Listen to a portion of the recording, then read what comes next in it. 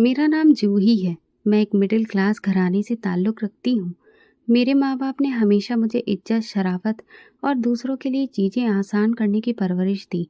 मेरी माँ कहती थी ज्ञान इंसान को ऊँचा बनाता है और अच्छा आचरण उसे इज़्ज़त के काबिल बनाता है। मैंने वो सब कुछ सीखा जो एक अच्छी बहू, पत्नी और बहन बनने के लिए ज़रूरी होता है। मैंने किताबों से पढ़ा और माँ से सीखा कि मोहब्बत और सब्र ही ज़िंदगी को बेहतर बनाते हैं। शादी हुई तो दिल में बहुत सी उम्मीदें थीं। दिल में ख्वाहिश जगी थी कि अब एक नया घर होगा, नए रिश्ते होंगे, नई ज़िंदगी की शुरुआत होगी। लेकिन जब मैंने ससुराल का दरवाज़ा पार किया तो ऐसा लगा जैसे किसी अजनबी दुनिया में कदम रख दिया हो। वहाँ की हवा मेरे मायके जैसी नहीं थी। यहाँ पर चेहरे तो अपने थे, लेकिन बातों में अपनापन नहीं था। मेरी सास तेज जुबान और सख्त मिजाज की मालिक निकली।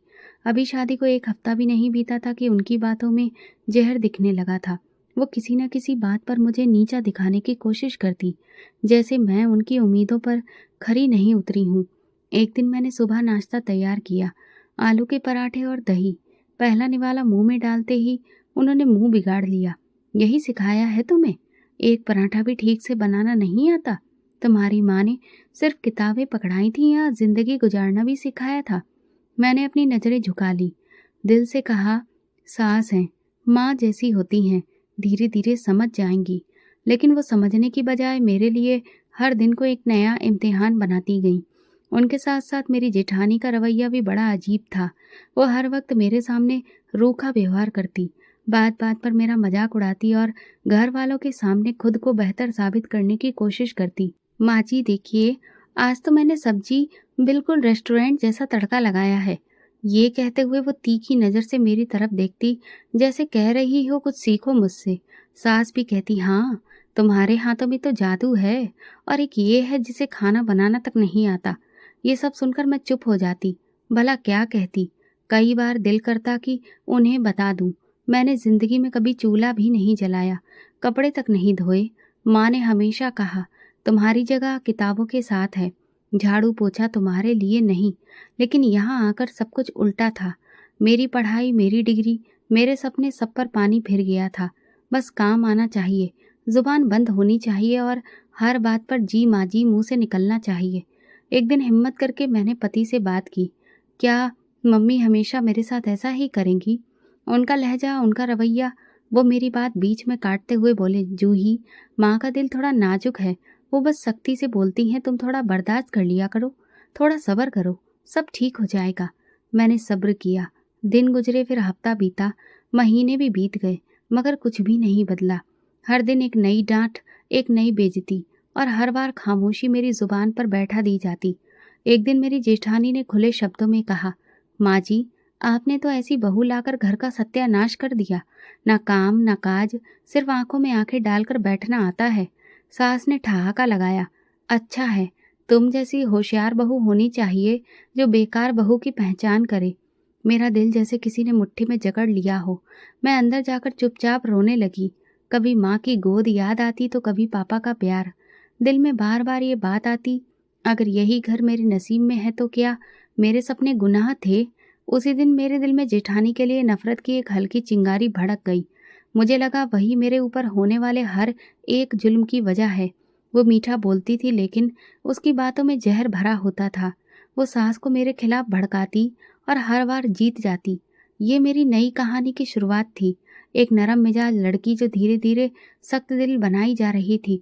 और ये सब कुछ उस दिन से शुरू हुआ जिस दिन मैंने अपने ससुराल का दरवाजा पार किया था। वक्त आगे बढ़ता गया, लेकिन मेरे सीखने का अमल जैसे रुक गया। मैं हर रोज कोशिश करती कि घर के हर काम में खुद को बेहतर बनाऊं, मगर जैसे जैसे मैं मेहनत करती, वैसे वैसे मेरी सास और जेठानी का कमी निकालना बढ़ता गया।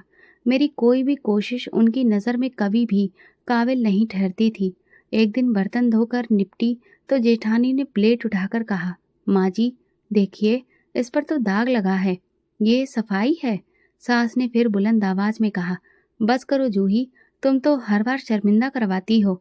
अगर हम तुम्हारी जेठानी जैसी बहू लाते तो हमारा घर चमक रहा होता। पति ने कुछ भी नहीं कहा, बस नीचे देखता रहा। मुझे लगा जैसे मेरी हर कोशिश का मजाक उड़ाया जा रहा हो। उसी दिन मेरे दिल में एक लम्हे के लिए अजीब सा एहसास पैदा हुआ। मुझे लगा अगर जेठानी इस घर के लिए सच में इतनी ही बेहतर है, तो क्या मैं इस घर के काबिल नहीं हूँ? उसी दिन मेरे दिल में एक पल के लिए ये भी आया, क्या सब कुछ वही करती है? क्या मैंने कुछ भी नहीं सीखा है? अगले दिन मैंने नाश्ता बनाने की ठानी। पोहा, आलू के पराठे, चाय सब कुछ वक्त पर तैयार कर लिया।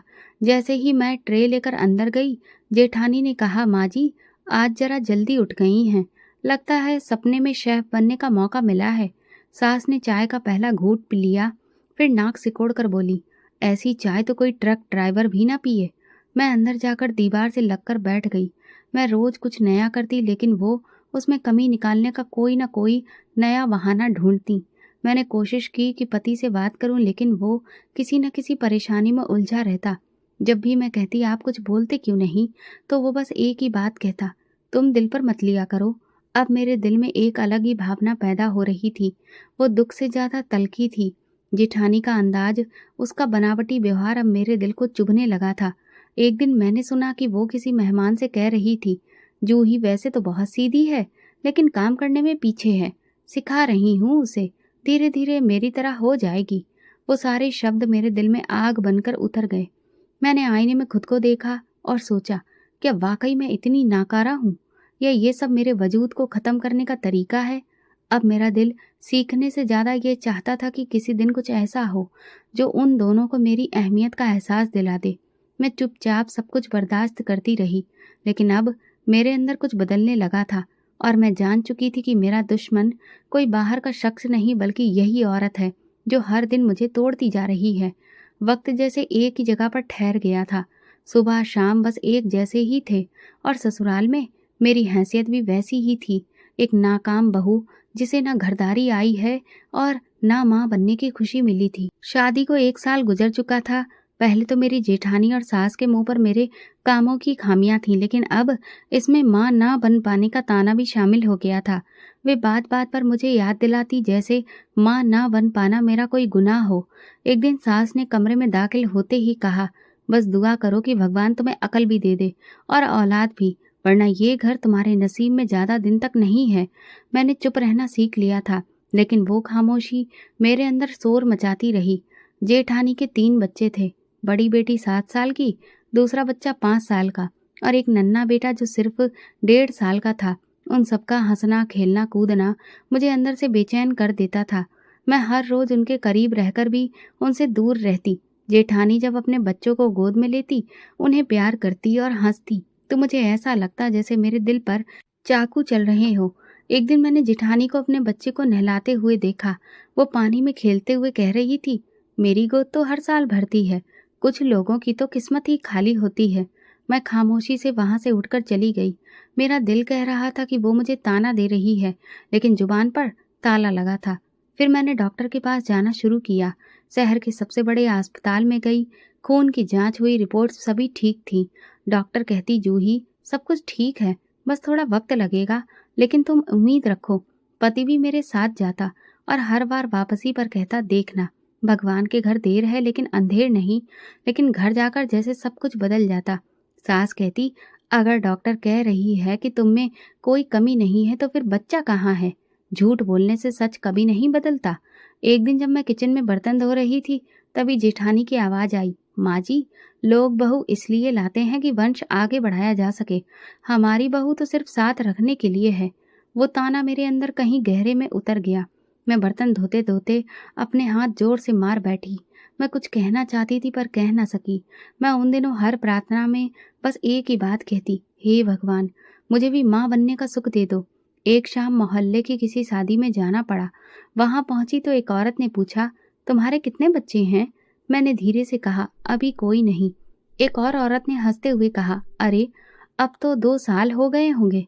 इतने खामोश स्वभाव वाली लड़की से क्या उम्मीद रखी जाए? सब हंसने लगे। मेरी नजरें नीचे झुक गईं। जेठानी वहीं बैठी थी, कहने लगी, जूही को बस सुकून चाहिए, वो इन सब झमेलों से बचकर चलती है। बच्चे पालना आसान नहीं है, जिम्मेदारी है। मुझे ऐसा लगा जैसे किसी ने सबके सामने मेरी इज्जत उतार कर रख दी हो। वापसी पर मैं रास्ते भर खामोश रही। पति ने पूछा, क्या हुआ? मैंने सिर्फ इतना कहा, कभी कभी लगता है मैं सबकी नज़रों में एक नाकामी हूँ। वो बोले, तुम टेंशन मत लिया करो। फिर एक दिन डॉक्टर ने कहा, जूही, हमने सारी रिपोर्ट्स देख ली हैं, सब ठीक है, सिर्फ वक्त चाहिए, उम्मीद मत छोड़ो, कोशिश जारी रखो।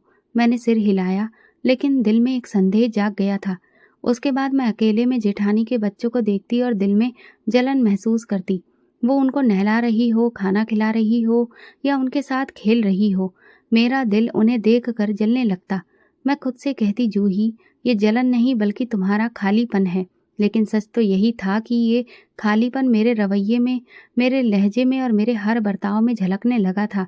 जेठानी की हर माँ वाली अदा मुझे तंज लगती और बच्चों की हर निशानी मेरे दिल में दर्द का एक निशान छोड़ जाती। जैसे हर दिन एक जैसा था। मैं वही जूही थी जो रोज सुबह जल्दी उठती, काम करती, सबकी बातें सुनती, सहती और दिन के अंत में अपने अंदर की घुटन को झेलती। इसी दौरान दोपहर के वक्त फोन की घंटी बजी। पति ने फोन उठाया और उनका चेहरा सफेद पड़ गया। भाई का एक्सीडेंट हो गया है। उनके शब्द मेरे कानों में पड़े तो मैं 2 कदम पीछे हट गई। हम तुरंत अस्पताल पहुंचे, लेकिन देर हो चुकी थी। मेरे जेठ जेठानी के पति, अपने 3 छोटे बच्चों के बाप, एक जिंदगी का सहारा, अब इस दुनिया में नहीं रहे थे। घर जैसे मातम का अड्डा बन चुका था। पूरा मोहल्ला शोक में शामिल होने के लिए आ रहा था। जेठानी होशो हवास में ना रही। वो बार बार दरवाजे की तरफ देखती और कहती, वो अभी आएंगे, बस थोड़ी देर में आएंगे। ना किसी ने उसके कंधे पर हाथ रखा तो वो ऐसे चीखने लगी, झूठ मत बोलो, मेरे पति जिंदा है, वो मुझे छोड़कर नहीं जा सकते। बच्चों को समझ नहीं आ रहा था। वे बस खामोशी से माहौल को देख रहे थे और किसी कोने में जाकर बैठ जाते थे। अंतिम संस्कार के अगले दिन मेरी सास ने चुपचाप बैठे बैठे एक ठंडी सांस ली और जमीन पर गिर पड़ी। उन्हें तुरंत अस्पताल ले जाया गया, लेकिन वो भी ना बच सकी। उन्हें दिल का दौरा पड़ा था, जो जानलेवा साबित हुआ। 3 दिन के अंदर घर से 2 अर्थियां उठी। मेरे पति के कंधे झुक गए थे। हर तरफ से शोक, खामोशी और गम का साया था। मैं सबके साथ बैठी जरूर थी, लेकिन अंदर से कुछ और महसूस हो रहा था। जैसे कोई बोझ जो बरसों से मेरे कंधों पर था, वो अचानक उतर गया हो। मेरे अंदर एक अजीब सी खामोशी थी, जो सुकून जैसी लग रही थी। रात को सब सो चुके थे। मैं छत पर चली गई। ठंडी हवा चल रही थी। मैंने आंखें बंद करके दिल से एक सवाल किया, जूही, क्या तुम खुश हो? जवाब में सिर्फ खामोशी थी, लेकिन वो खामोशी किसी सुकून के जैसी लग रही थी। अगले दिन घर की जिम्मेदारी मुझ पर आने लगी थी। जेठानी, जो पहले हर चीज पर अपना हुक्म चलाया करती थी, अब खुद को संभालने के काबिल नहीं रही थी। उसे दवा दी जाती और वो सोती रहती या किसी दीवार में अपना सिर मार रही होती। एक दिन बच्चों में से एक लड़की मेरे पास आकर बोली, चाची, मम्मी चुप हो गई हैं, आप खाना देंगी ना? मैंने उसे घूर कर देखा, कुछ बोले बगैर वापस पलटी और किचन में चली गई। खाना बनाया और सबको दिया, लेकिन जेठानी के कमरे में जाने का दिल नहीं किया। दिल में रोज एक नए तरह का ख्याल पैदा हो रहा था। मैं वक्त पर काम करती, सब कुछ ठीक तरीके से होता, घर साफ रहता, सब कुछ ठीक चल रहा था। बस जो जज्बात कभी मेरे अंदर हुआ करते थे, अब कहीं पीछे रह गए थे। एक दिन पति ने कहा, जूही, तुमने हालात को बहुत अच्छे से संभाल लिया है। मैंने बस इतना कहा, अब वक्त ही सिखा रहा है सब कुछ। जेठानी के बच्चे अक्सर मेरे पास आकर बैठने लगे। मैं कुछ देर उन्हें देखती और फिर काम में लग जाती। एक दिन बड़ी बेटी ने पूछा, चाची, आप हमारी माँ बन जाएंगी? मैं चौंक गई और फिर हंसकर कहा, जाओ अपनी पढ़ाई करो। मेरे लहजे में सख्ती नहीं थी, लेकिन अपनापन भी नहीं था। मैं खुद को बदलते हुए महसूस कर रही थी। पहले हर बात पर रोना आता था, अब हर बात पर खामोशी। मैंने सोचा था कि अगर कभी मुझे मौका मिला तो मैं खुद को साबित करूंगी। अब मौका मुझे मिल चुका था। मैं घर की मालकिन बन चुकी थी। जेठानी को कोई भी याद नहीं करता, क्योंकि वो अब किसी की बात नहीं समझती थी। बच्चे खामोशी से खेलते, पढ़ते और कभी कभी मेरे आसपास आ जाते।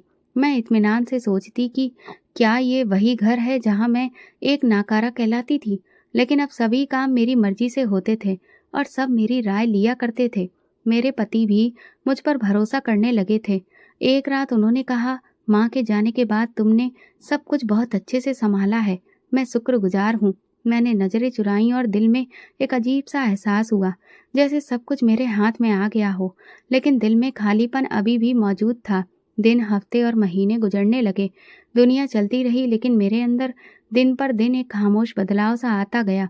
वो नरम और सहमी सी जूही अब रोजमर्रा के मामलों में हुक्म चलाने वाली औरत बन चुकी थी। मेरे लिए घर ही एक मैदान था, जहाँ जीतने के लिए अब जज्बात की जरूरत नहीं थी, बस काबू और हुनर चाहिए था। सुबह सवेरे मैं खुद किचन संभालती, नाश्ता बनाती, घर की सफाई का जायजा लेती और काम वाली को हिदायत देती। जेठानी का कमरा उसकी अलग दुनिया बन चुका था। दरवाज़ा बंद होता, अंदर वो पड़ी रहती, अक्सर खामोश। कभी कभी अपने आप से बातें करती। बच्चे अब खामोशी से ही अपने दिन गुजारने के आदी होते जा रहे थे। एक दिन बड़ी बेटी मेरे पास आकर बोली, चाची, माँ को दवा दे दो। मैंने पलटकर कहा, जिस दिन तुम्हारी माँ को होश आएगा खुद मांग लेंगी, फिलहाल तुम जाकर बैठो। बच्ची कुछ पल खड़ी रही, फिर खामोशी से पलट गई। मेरी तरफ से अब सख्त रवैया खुल्लम खुल्ला जुल्म में बदलता जा रहा था।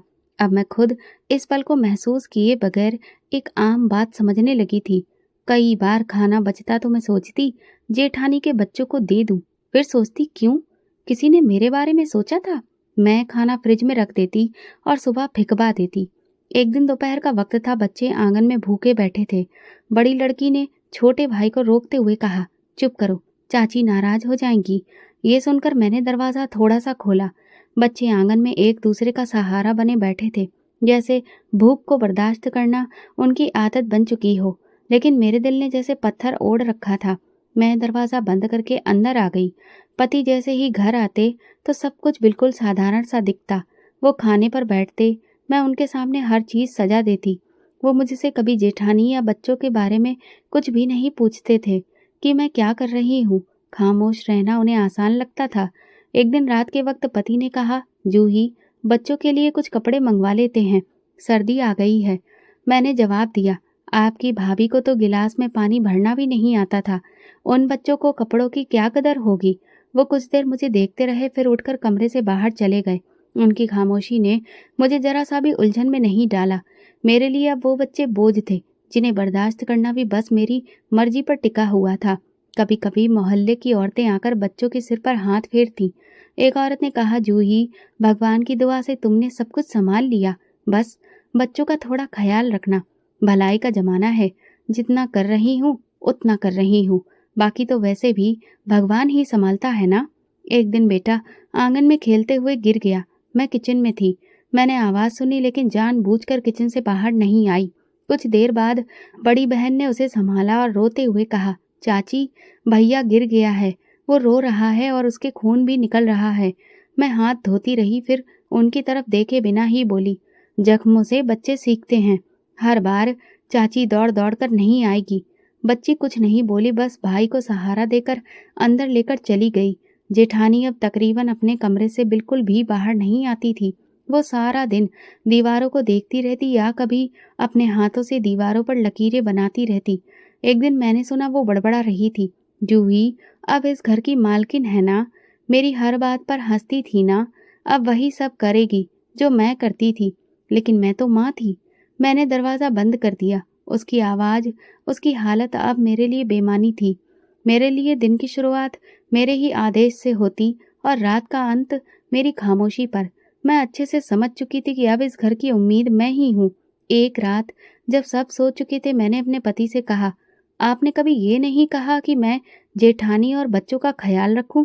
वो थोड़ी देर खामोश रहे और फिर बोले, मुझे लगा तुम वही करोगी जो दिल कहेगा। मैंने सर हिलाया। दिल तो अब कुछ भी नहीं कहता। पति ने कुछ नहीं कहा, बस करवट लेकर सो गए और मैं देर तक जागती रही। यही वो शुरुआत थी जहां मेरी नरमी खत्म हुई और फिर एक नया चेहरा पैदा हुआ, जो सिर्फ अपनी मर्जी पर चलता था और दूसरों की जरूरत पर खामोश रहता था। वो दिन रोज की तरह कुछ अलग नहीं था। मैं कामों में व्यस्त थी और बच्चों को अंदर कमरे में बंद कर रखा था। दरवाजे पर दस्तक हुई। खोला तो सामने सुनीता दीदी खड़ी थी, मोहल्ले की एक उम्र दराज लेकिन बातूनी औरत, जो हर हाल में दूसरों के मामलों में दिलचस्पी लेती थी। जूही बेटी, क्या मैं तुम्हें एक रास्ता दिखाऊं? उन्होंने अपने हाथ में पकड़ी हुई एक छोटी सी माला दिखाकर कहा। क्या मतलब? वो अंदर आई और बैठते ही बोली, पीछे की पहाड़ी के पास एक बहुत बड़े बाबा हैं, जिन्हें भगवान ने कुछ खास शक्तियां दी हैं। उनके पास जो भी जाता है वो खाली नहीं लौटता और औलाद के लिए तो वो खास प्रार्थना करते हैं। ये सुनकर मैं सुन्न पड़ गई। उनके शब्दों ने जैसे मेरे अंदर की सोई हुई इच्छा को झंझोड़ कर रख दिया। क्या वो वाकई में शक्तिशाली हैं? उनकी दी हुई दवा से औरतें बहुत जल्दी माँ बन जाती हैं। हमारी पड़ोसन भी 30 साल के बाद माँ बनी है, उन्हीं बाबा के आशीर्वाद से। मैंने शाम को पति के आने पर उनसे इस बारे में बात की। पहले तो वो खामोश रहे, फिर बोले, जूही, हर दरवाज़ा खटखटाना तुम्हारा अधिकार है। अगर तुम्हारा दिल कहता है तो तुम चली जाओ। अगले दिन मैं सुनीता दीदी के साथ निकल पड़ी। गाड़ियों का सफ़र, धूल भरे रास्ते और फिर पहाड़ियों के बीच एक छोटा सा दरबार। वहाँ एक सादा सा कमरा था। पेड़ों की छाँव तले सफ़ेद कपड़ों में एक बुजुर्ग बैठे हुए थे। सुनीता दीदी ने उनसे मेरी पहचान करवाई। मैं खामोशी से उनके सामने बैठी रही। बाबा ने मेरी तरफ देखकर कहा, दिल से आई हो तो यहाँ से कभी खाली हाथ लौट कर नहीं जाओगी। मैंने दुख भरी आवाज़ में कहा, बाबा जी, इतने साल हो गए लेकिन मेरी झोली खाली है। बाबा ने मुस्कुराकर कहा, तुम अच्छे कर्म करो तो अच्छा ही होगा। मैंने उनकी तरफ देखकर सवाल किया, क्या अच्छा करूं? मैं तो किसी का बुरा भी नहीं चाहती। उन्होंने माला हाथ में ली और धीरे से कहा, अपने आस-पास के अनाथ बच्चों को खाना खिलाया करो। उनकी दुआ से तुम्हारी झोली भर जाएगी। उनकी कही बात मेरे दिल में उतर गई। हम वापसी के लिए निकले तो मैं खुद से ये वादा कर चुकी थी कि अब कुछ बदलेगा। घर वापस आकर मैंने मंसूबा बनाया और अगली सुबह उठकर मोहल्ले के अनाथ बच्चों के बारे में जानकारी हासिल की। जो बच्चा अनाथ था, जिसके माँ बाप जिंदा नहीं थे, मैंने सबको अगले दिन दोपहर के खाने पर बुलाया। हर निवाले में उम्मीद और दुआ शामिल थी। फिर मैंने आंगन में चटाई बिछाई, सब बच्चों को बिठाया और अपने हाथों से खाना परोसा। वो दिन मेरे लिए अजीब था। मोहल्ले के बच्चे हंस रहे थे और शुक्रिया कह रहे थे और मैं उनकी मासूम मुस्कुराहट में दुआ तलाश रही थी। लेकिन मेरे दिल ने एक बार भी जेठानी के बच्चों की तरफ ध्यान नहीं दिया। वे तीनों कमरे के अंदर थे।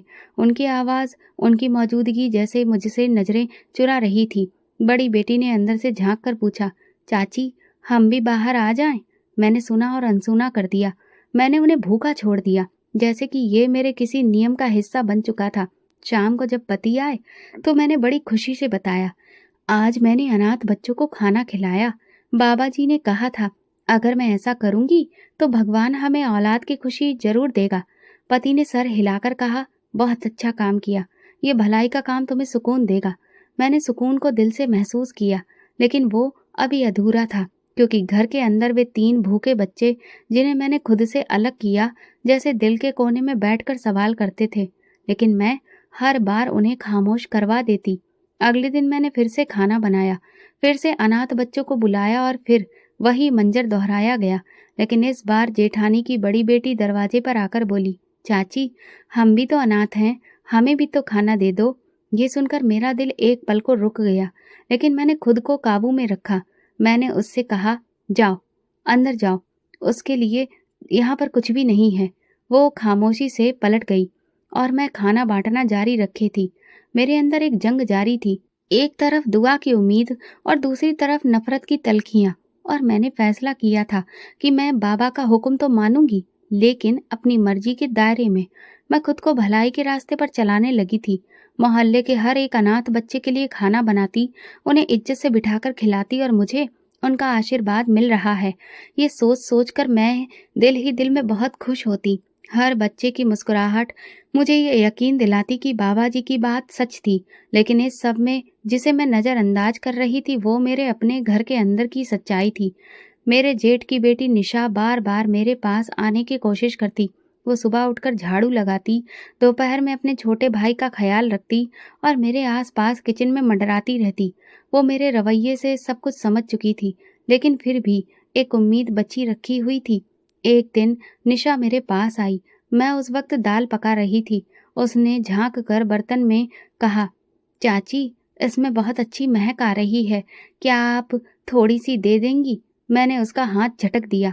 तुमने कुछ काम किया? खाना ऐसे नहीं मिलता है।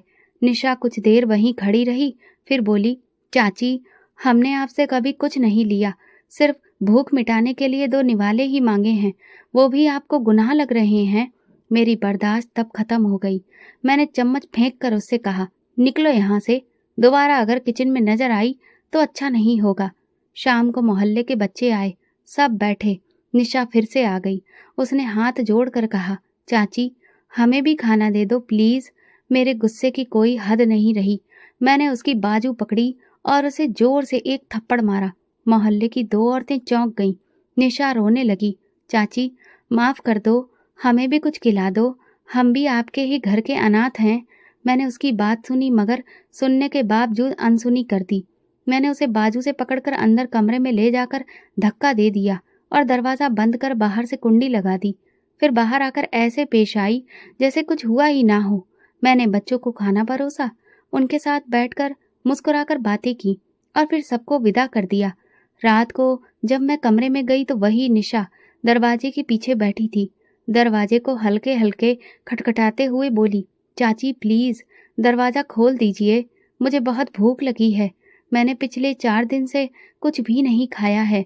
छोटा भाई भी भूखा है, उसे होश भी नहीं है। भगवान के लिए हमें कुछ दे दीजिए, हम आपके लिए भगवान से प्रार्थना करेंगे, भगवान आपको बच्चा देगा। मैंने दरवाजे की तरफ देखा और फिर वापस पलट गई। मेरे अंदर एक अजीब खामोशी छा गई थी, लेकिन मैंने उसे नज़रअंदाज किया।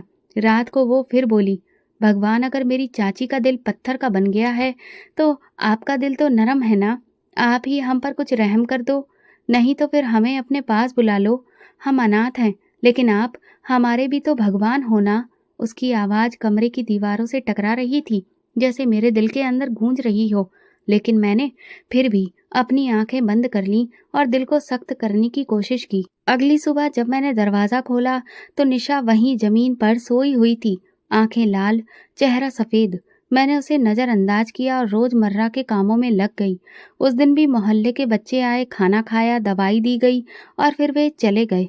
मगर मुझे पता था कि मेरा ये अच्छाई का काम सिर्फ बाहर की दुनिया के लिए था, क्योंकि अंदर की सच्चाई को मैंने पूरी तरह से भुला दिया था।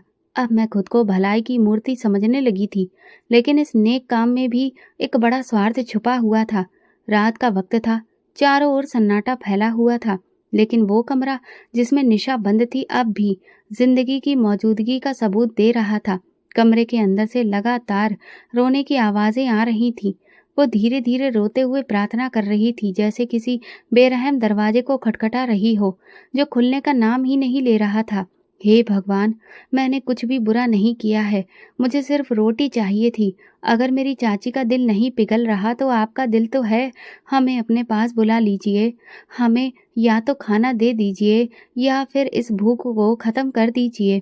मैं दरवाजे के पास खड़ी रही, हर शब्द मेरे दिल में उतर रहा था, लेकिन मैंने खुद को संभाला। दिल में हल्की सी टीस उठी, जैसे कोई दरार पैदा हुई हो, पर मैंने खुद को समझाया, ये सब एक कमज़ोर लम्हा है जूही, इनके प्रार्थना करने से कुछ भी नहीं बदलेगा। तुम्हें उनकी ज़िंदगी से कोई हमदर्दी नहीं होनी चाहिए। मैं अपने कमरे में गई, दरवाज़ा बंद किया और तकिए पर सिर रख लिया, लेकिन नींद कहाँ आने वाली थी। वह आवाज़, वो शब्द, सब कुछ मेरे कानों में गूंजते रहे। अगली सुबह जब मैं उठी तो दिल में बेचैनी थी। नाश्ते का सामान तैयार किया, मोहल्ले के बच्चों के लिए खाना बनाया। निशा अब तक कमरे में ही थी। मैंने दरवाज़ा खोला तो वो ज़मीन पर बैठी हुई थी, आंखें सूजी हुई, चेहरा पीला। निकलो यहाँ से, जाकर अपने बहन भाइयों को देखो, कहीं मर न गए हों। वो कुछ नहीं बोली, धीरे से उठी और बाहर चली गई। मैंने दरवाज़ा बंद किया और खुद को भरोसा दिलाया कि मैंने वही किया जो सही था। उसी दिन दोपहर में पति ने मुझसे कहा, जूही कल डॉक्टर के पास जाना है, कुछ और टेस्ट बाकी हैं। तुम्हारी पिछली रिपोर्ट देखी है, उम्मीद हो सकती है। मैंने सिर हिलाया। दिल में उम्मीद थी शायद अब कोई खुशखबरी मिलेगी। अगली सुबह हम अस्पताल पहुंचे। डॉक्टर ने मेरा नाम पुकारा। मैं कमरे में दाखिल हुई तो वे मेरी ही फाइल देख रही थी। चेहरे पर संजीदगी थी। जूही, हमें आपकी रिपोर्ट्स में कुछ हार्मोन्स की दिक्कतें नजर आई हैं, इसीलिए दोबारा जांच करवाई गई है। मुझे अफसोस है, लेकिन सच्चाई ये है कि आपकी माँ बनने की उम्मीद अब पूरी तरह से खत्म हो चुकी है। ये सुनकर मेरे पैरों तले से जमीन खिसक गई। मैंने डरते डरते पूछा, मगर आपने पहले तो कहा था कि ये सिर्फ वक्त की बात है। कभी कभी वक्त के साथ हकीकत भी बदल जाती है। पिछली रिपोर्ट्स नॉर्मल थी, लेकिन इस बार जो नतीजा आया है वो साफ है। मैं खामोशी से उठी, बाहर आई। पति ने सवालिया नज़रों से देखा। मैंने सिर्फ इतना कहा, वापस चलो। गाड़ी में बैठते ही अंदर का तूफान बाहर निकलने लगा। मेरी आंखों से आंसू बहने लगे। जिन्हें मैं महीनों से रोक रही थी। पति ने आहिस्ता से पूछा, क्या कहा डॉक्टर ने? मैंने नम आंखों से कहा, अब कुछ भी नहीं हो सकता। उन्होंने गाड़ी रोक दी, शीशा नीचे किया और कुछ देर बाहर देखते रहे। मैं रोकर बोली, शायद भगवान ने मेरी प्रार्थनाओं का जवाब दे दिया है, लेकिन बस अंदाज कुछ और ही था। शाम को जब घर लौटे तो पति मुझे दरवाजे पर छोड़कर कहीं चले गए। जैसे ही घर के अंदर पहुंची तो एक अजीब सी खामोशी ने मेरा स्वागत किया। कदम जैसे खुद ब खुद अंदर बढ़ते गए। आंगन बिल्कुल सुनसान, कमरे के दरवाजे खुले थे, पर्दे भी नहीं हिल रहे थे। मैंने पहला कमरा देखा, जेठानी वहां नहीं थी। दूसरा कमरा, बच्चों के तकिए बिखरे हुए, कमरा खाली, खिलौने वैसे के वैसे रखे थे, लेकिन बच्चे कहीं नहीं थे। मैंने जोर से आवाज दी, निशा, आदित्य, लेकिन कोई जवाब नहीं आया। किचन, बरामदा, बाथरूम, आंगन, सब जगह झांक कर देखा। पूरे घर में सन्नाटा पसरा था, ऐसा सन्नाटा जो मेरे अंदर तक उतर गया। मैंने पति को कॉल किया, आवाज सूख चुकी थी। यहाँ घर में भाभी और बच्चे नहीं हैं, तुमने कुछ कहा क्या उनसे? उन्होंने एकदम सीधे लहजे में कहा, हाँ, मैंने उन्हें अपनी मौसी के घर कुछ दिन के लिए भिजवा दिया है। मेरे हाथ कांपने लगे। क्यों? कुछ लम्हों की खामोशी रही, फिर वे बोले, कल रात मैंने सब कुछ सुना, निशा की आवाज, तुम्हारा रवैया और तुम्हारे दिल की हालत। मुझे लगता है कि अब वो वक्त है जब तुम्हारा सच्चाई से सामना हो जाए। मैं वहीं जमीन पर बैठ गई और वो बोलते रहे, जूही, तुम जानती हो कि तुम कभी माँ नहीं बन सकती, और अब मैं दूसरी शादी करने के बारे में सोच रहा हूँ। मुझे ऐसा लगा जैसे किसी ने मुझे खड़े खड़े जमीन पर गिरा दिया हो। मैंने पूछा, क्या तुमने ये फैसला कर लिया है? उन्होंने ठंडी सांस ली और कहा, मैं थक गया हूँ जूही। मैंने तुम्हें मौका दिया, वक्त दिया, समझाया, लेकिन तुमने अपनी जिद नहीं छोड़ी। ये शब्द जहर जैसे थे। घर खाली, दिल खाली, और अब ये रिश्ता भी खाली होने वाला था। मैंने वो रात अकेलेपन में गुजारी। पहली बार ऐसा हुआ कि मैंने खुद को ध्यान से आईने में देखा। आंखों के नीचे काले घेरे, आंखों में थकान और मन में एक सवाल, आखिर मैंने पाया क्या? सुबह मैं मौसी के घर गई जहां पति ने भाभी और बच्चों को भेजा था। दरवाजा खोला तो निशा सामने खड़ी थी। मुझे देखकर पीछे हट गई। मैंने कहा, निशा, मुझे माफ कर दो। वो हैरान रह गई, आंखों में सवाल थे। चाची, आप हमसे माफी मांग रही हैं? मैंने उसके हाथ पकड़ लिए। मैं इंसान होने का हक खो चुकी हूँ, लेकिन अब मैं तुम लोगों के बिना नहीं जी सकती। तुम ही मेरी दुनिया हो। इतने में मेरी जेठानी बाहर आई। अभी भी वो हल्की बेहोशी में थी, लेकिन फिर भी कुछ हद तक पहचान रही थी। मैंने उनके सामने भी हाथ जोड़ दिए। भाभी, मैंने जो किया वो बहुत बुरा किया, लेकिन अब सिर्फ एक मौका चाहिए, सिर्फ एक। शाम को जब पति घर लौटे तो मैं खामोशी से उनके सामने खड़ी रही। वे बोले, सब कुछ जानने के बावजूद भी तुम उन्हें यहाँ खुद लाना चाहती हो?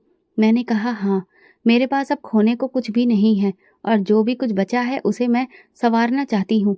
वे कुछ लम्हे खामोश रहे, फिर बोले, अगर बच्चे वापस आएंगे तो शर्त ये है कि अब उन पर हाथ नहीं उठेगा। मैंने तुरंत कहा, कसम खाती हूँ कि अब वही मेरे बच्चे हैं। अगली सुबह बच्चे वापस आ गए। मैंने मेन दरवाजे पर खुद उनका स्वागत किया। आदित्य मेरे सामने आ गया। चाची, अब आप हमें मारेंगी तो नहीं? मैंने उसे गले लगा लिया। अब तुम सिर्फ मेरे हो, मेरी दुनिया हो, मेरी जिंदगी हो। उनके कदमों की आवाज ने इस घर को फिर से जिंदा कर दिया, लेकिन अंदर ही अंदर मैं जानती थी कि सजा की शुरुआत हो चुकी थी। जो वक्त मैंने जुल्म में गुजारा, अब मैं हर दिन उसका बोझ महसूस करने लगी। मेरे पति मुझसे अब बहुत कम बातचीत करते थे। वो बच्चों के साथ वक्त गुजारते, लेकिन मेरे करीब नहीं आते। उनकी नज़रों में अब वो मोहब्बत नहीं थी जो कभी हुआ करती थी। घर में बच्चों की मौजूदगी ने एक बार फिर से रौनक भर दी थी। उनकी हंसी, भाग दौड़ और बातें हर तरफ सुनाई देती थी, लेकिन मेरे दिल में एक मुस्कुराहट एक कसौटी बन गई थी। मैं बच्चों के लिए नए कपड़े सिलवाती, उनके लिए नए नए पकवान बनाती, रात को उन्हें कहानियां सुनाती। मैं वो सब कुछ कर रही थी जो एक माँ करती है, लेकिन दिल जानता था कि ये सब सिर्फ अपने अतीत के गुनाहों को कम करने का रास्ता है। दिल जानता था कि इस सब से कुछ नहीं होने वाला। एक शाम आदित्य मेरे पास आया, मेरे घुटनों से लगकर बैठ गया। चाची, आज मैंने प्रार्थना की थी कि भगवान हमें कभी आपसे अलग ना करे। मैंने उसका माथा चूमा और कहा, मैं भी प्रार्थना करती हूँ कि तुम तीनों हमेशा मेरे पास रहो। निशा ने दरवाजे से झांक कर पूछा, चाची, क्या वाकई में आप बदल गई हैं? मैंने दरवाजे की तरफ देखकर कहा, निशा, तुम्हारी प्रार्थनाओं ने जब मुझे माँ का दर्जा दिलाया है, तो क्या मेरा इतना भी हक नहीं है कि मैं अपने किए की माफ़ी मांग सकूं? वो अंदर आई, मेरे पास बैठी और बोली, अब आपके व्यवहार से डर नहीं लगता, बल्कि सुकून मिलता है। पहले हम लोग दरवाजे के पीछे छुपते थे, लेकिन अब आपके पास बैठकर अच्छा लगता है। मैंने उसे गले लगा लिया और पहली बार दिल से दुआ दी, भगवान तुम्हें हर दुख से बचाए और मुझे तुम जैसी औलाद दे। भले ही मैंने तुम्हें पैदा नहीं किया हो। उसी रात पति घर आए, रोज की तरह बच्चों के साथ बैठे, दिन भर की बातें पूछी। मैं किचन में थी लेकिन सब सुन रही थी। निशा ने उनसे कहा, चाचा चाची अब हमें बहुत प्यार करती है, अब वो हम पर गुस्सा नहीं करती, हमारे साथ बैठती है, हमें सुलाती भी है। पति ने धीरे से कहा, अच्छा है, अगर तुम्हारी चाची सच में बदल गई है तो ये भगवान की कृपा है। मैंने चटाई लेकर उनके सामने रखी और पहली बार नजरें मिलाकर कहा, मैं बदल चुकी हूँ, बस मुझे एक मौका और चाहिए था और वो आपने दिया। उन्होंने चाय का घूंट खामोशी से पिया, फिर धीरे से बोले, जूही, एक बात जाननी है तो सुन लो। तुम सिर्फ माँ नहीं बन सकती, ये सच जो तुम जान चुकी हो, लेकिन एक सच और है जो तुम्हें पहले ही मालूम हो जाना चाहिए था। मैं चौंक कर उनकी तरफ देखने लगी और वो बोले, मैं कभी बाप नहीं बन सकता। मैंने हाथ से चाय का कप लुढ़क गया। मैंने हैरत से कहा, क्या? लेकिन उन्होंने सिर झुका लिया। हाँ, तुम्हें सिर्फ ये पता था कि तुम बांझ हो, लेकिन सच्चाई ये है कि मैं भी बांझ हूँ। तुम्हें दुखी देखकर मैंने तुम्हारी फाइलें बदलवा दी और डॉक्टर से गुजारिश की कि तुम्हें तसल्ली दी जाए। मैं नहीं चाहता था कि तुम सच जानकर टूट जाओ। मेरे लिए ये खुलासा बहुत भयंकर था।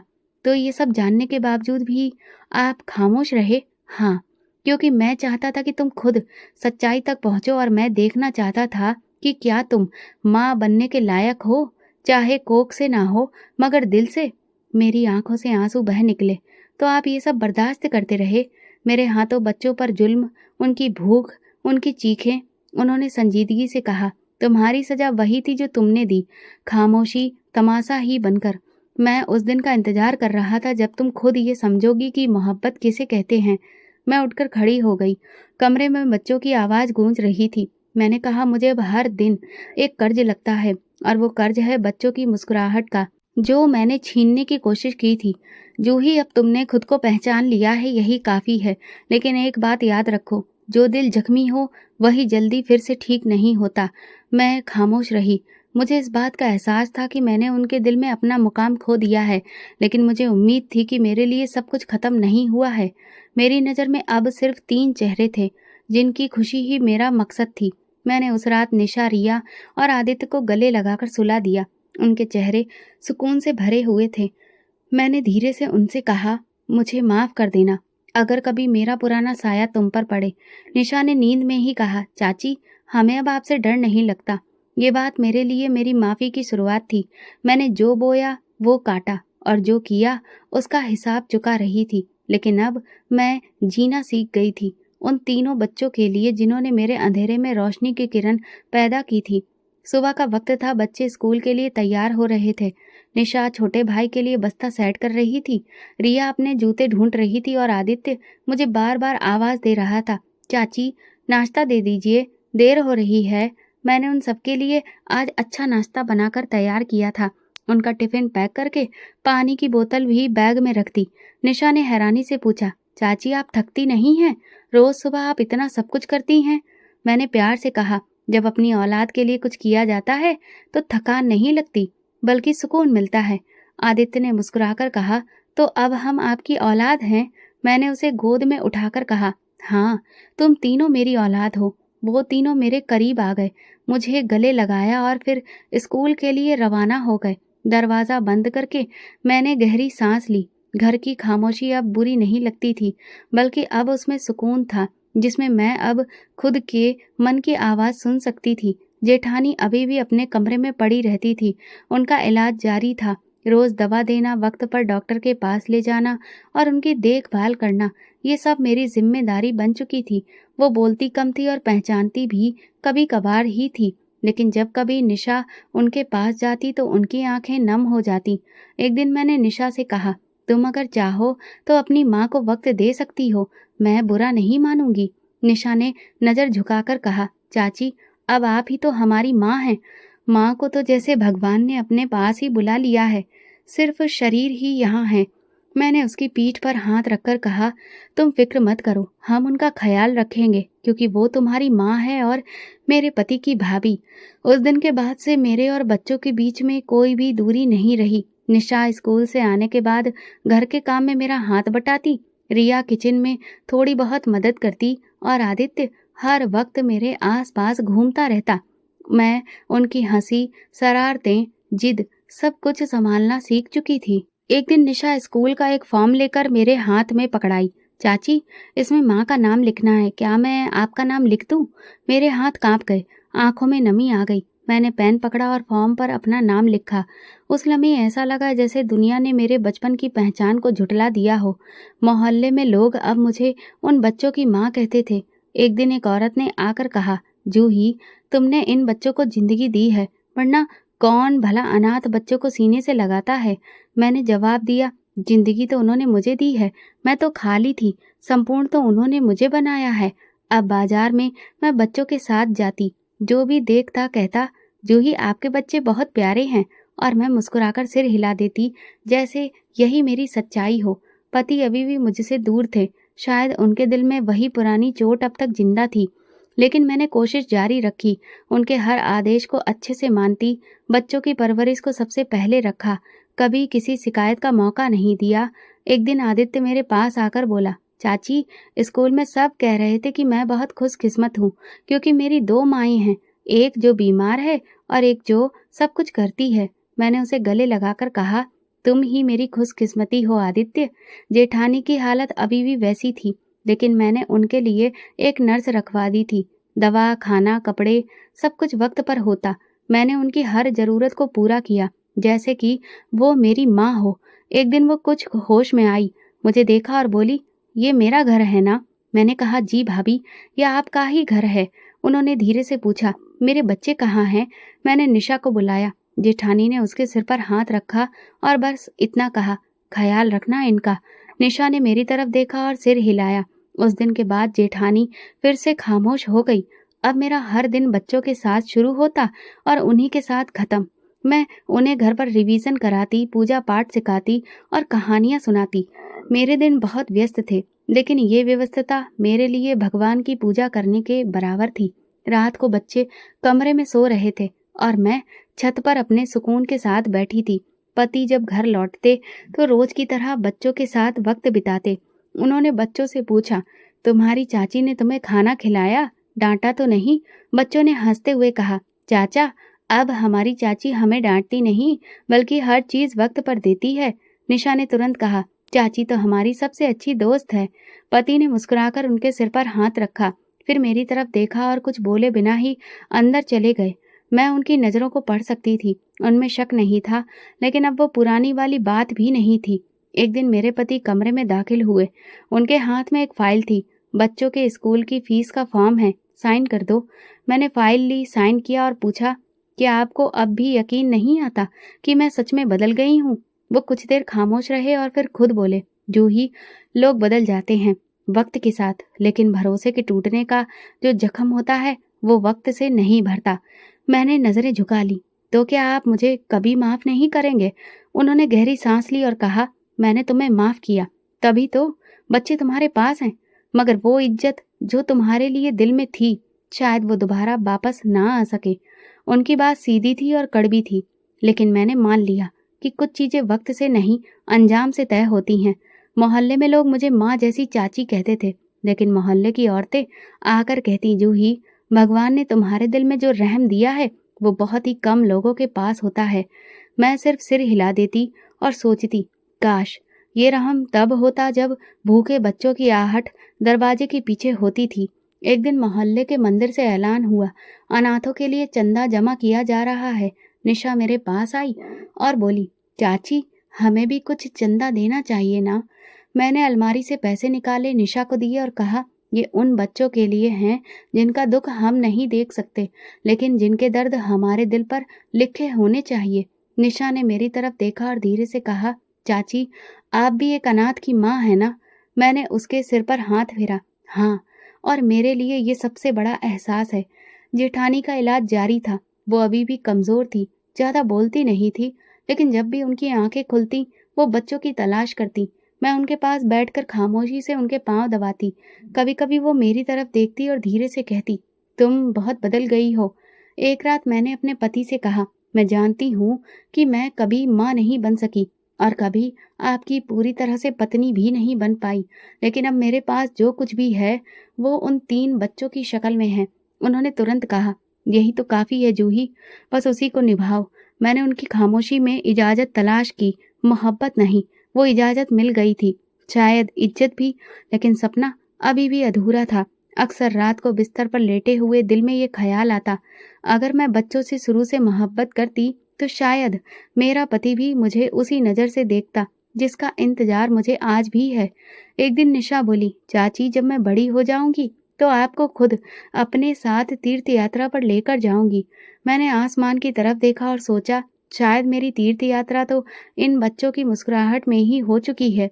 अब मेरी ज़िंदगी में सुकून था, लेकिन वो सुकून एक सबक की तरह था, जो हर दिन मुझे ये याद दिलाता कि मैंने जो अपने हाथों से बर्बाद किया, उन्हें सँवारने में कितनी उम्रें लग गईं। कहानी ख़त्म होने वाली थी, लेकिन मेरे अंदर एक कसक अभी भी थी। काश! वो सपना जिसमें पति का प्यार, उसकी इज़्ज़त और एक मुकम्मल रिश्ता था, वो कभी पूरा नहीं हो सका। लेकिन मैंने बच्चों को पा लिया, उनसे मोहब्बत करना सीख लिया, उनके लिए जीना सीख लिया। लेकिन जिस लम्हे मैंने उन पर ज़ुल्म किया था, वो लम्हा मेरे हर भलाई के काम के साथ ही चला आ रहा है और यही मेरा अंजाम था। एक माँ होने का एहसास, लेकिन एक पत्नी की नज़र में हमेशा अधूरी। मैं जान गई थी कि अनाथों के साथ जुल्म सिर्फ दुनिया से बेगाना नहीं करता, वो बर्बादी के दरवाजे भी खोल देता है। और यही मेरी जिंदगी का सबसे बड़ा सबक था और सबसे बड़ी सजा भी। अनाथ पर जुल्म करने वाला ना दुनिया में सुकून पाता है और ना अपने अंतिम समय में माफ़ी। मोहब्बत, रहम और इंसाफ की वो अमल है जो इंसान को वाकई में संपूर्ण बनाते हैं। तो दोस्तों, अगर आपको हमारी कहानी पसंद आई हो तो कमेंट करके ज़रूर बताएं और वीडियो को लाइक करें और ज़्यादा से ज़्यादा शेयर करें।